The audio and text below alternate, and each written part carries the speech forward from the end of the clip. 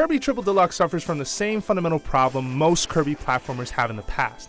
With so many powers and abilities at his disposal, breezing through its levels becomes incredibly easy for most of the game. It just gets boring. Despite some expanded ideas, neat graphics and music, and a few fun boss fights, there aren't a whole lot of reasons for anybody older than 12 to pick this one up.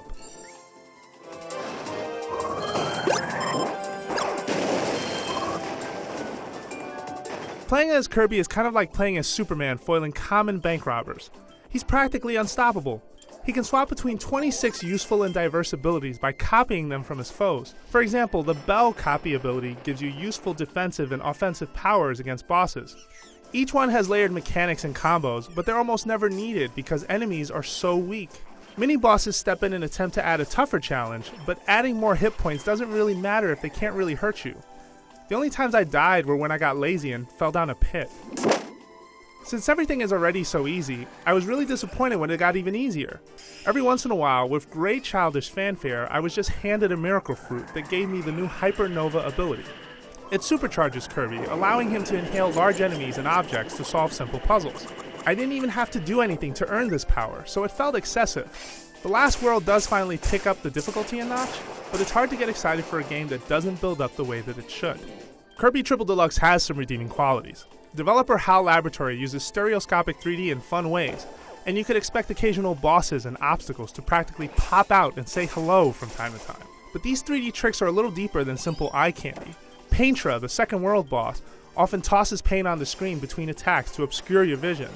And Flowery Woods is an oversized tree boss in World 1 that aims attacks right into the screen.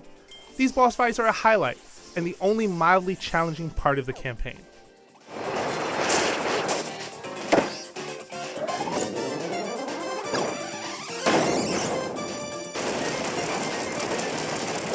The most fun I had playing Kirby Triple Deluxe was in its peppy additional modes. Kirby Fighters is a 4-player competitive brawler in the vein of Smash Bros. That makes the most of Kirby's expanded copy abilities. Don't expect Smash Bros. Levels of depth and balance here. In fact, it seems pretty imbalanced, but it's fun for a short while at least.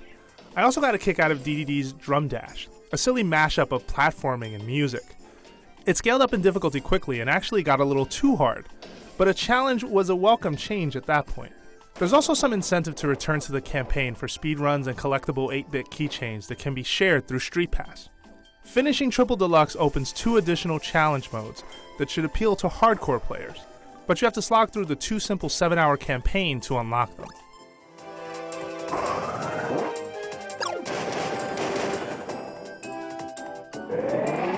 Kirby Triple Deluxe may look great and has some clever ideas for how to use 3D, but falls into a rut of simple platforming and puzzles that rarely require any thought or skill.